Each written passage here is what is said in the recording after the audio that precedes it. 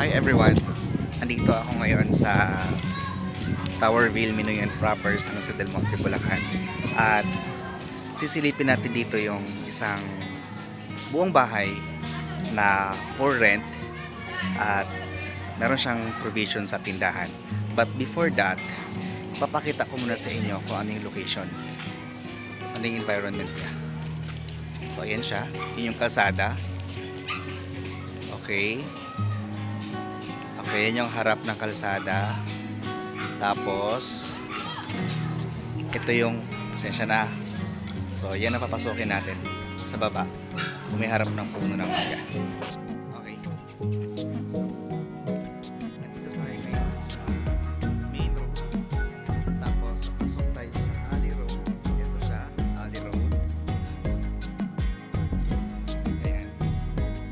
So, mga few steps lang papunta sa isang bahay na pinaparentahan going ngayon yung pagpipintura at mag-aayos ng pintuan.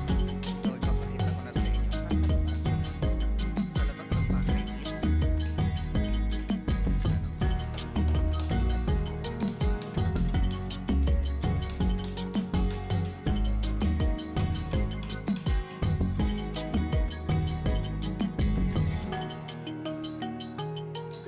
merong upuan sa labas. Yung upuan na yan, kakapalantayan, no? Pati yung dito sa labas, yung kulay po, lalagyan pa yung pintura. So, ayan, may upuan siya. Tapos, meron siyang provision para sa tindahan. Okay. Tapos, ito yung service area niya. So, kung maglaba, ayan, meron siyang tipo, may drain, floor drain. Tapos, ayan yung loob. Ganun na. Mas tayo. Okay. Pasensya na kayo sa pintura.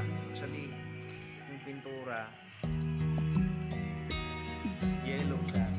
Hindi siya tumugma doon sa gusto naming paint. So, ayan yung pintuan niya, dragon. Sa itong space na to, is space for what do you call this?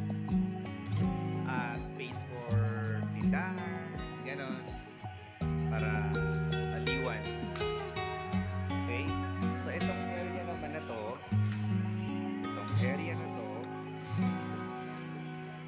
is your living area. Yan, no? Living area yan. Tapos, ito naman yung ating dining area. Ito. So, meron ditong lababo. Merong lababo sa loob. Meron din tayong lababo sa labas. So, ayan siya. Nire-repaint din. Ongoing yung repaint ng bahay. So, optional. Pwede mong gamitin yung lababo sa loob. Pwede mo rin gamitin yung lababo sa labas. Pero, normally kasi, ang ginagamit nilang lababo is sa labas para hindi mangamoy yung loob. Ngayon, yung CR niya is nandito sa likod. So, ang CR niya, no, wala siyang tiles, hindi na naman ipapatiles. May shower naman siya. Okay, so, ayan. Sisilipin naman natin ngayon. Well, secure naman yung likod natin dahil lahat niya naka-grills. So, walang open space. Yan. So, wala. Ayan. So, secure naman siya. Then, pasukin natin yung master's malaking room. Ayan siya. Malaking room.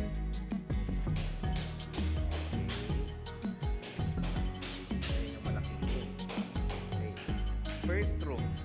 Then the second room, ito siya. Yan. Okay. So, wala siyang kisame. Pero, mataas naman guys yung kanyang bubong sa taas. Kaya hindi siya mainit. No?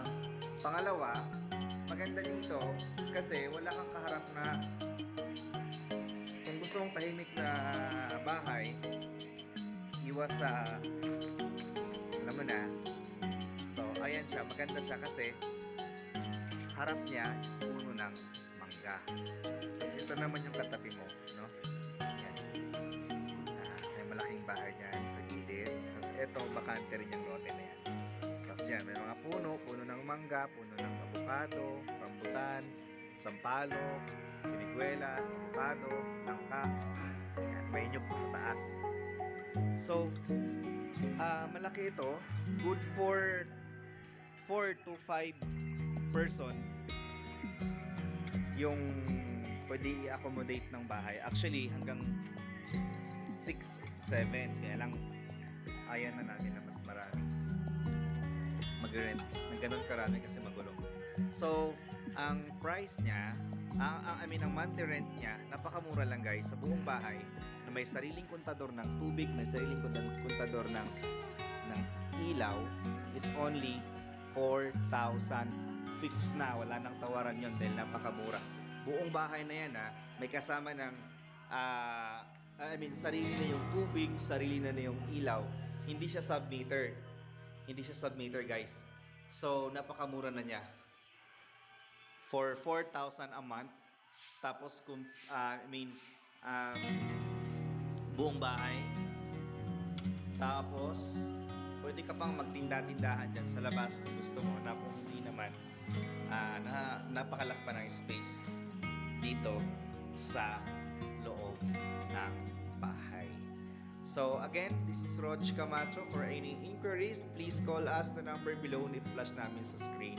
And sa mga bago pa lang sa aking vlog, please like and subscribe na din para ma-notify kayo na every time na meron kaming bagong video niya upload ay i-click niyo po ang ring button. So again, thank you so much and God bless.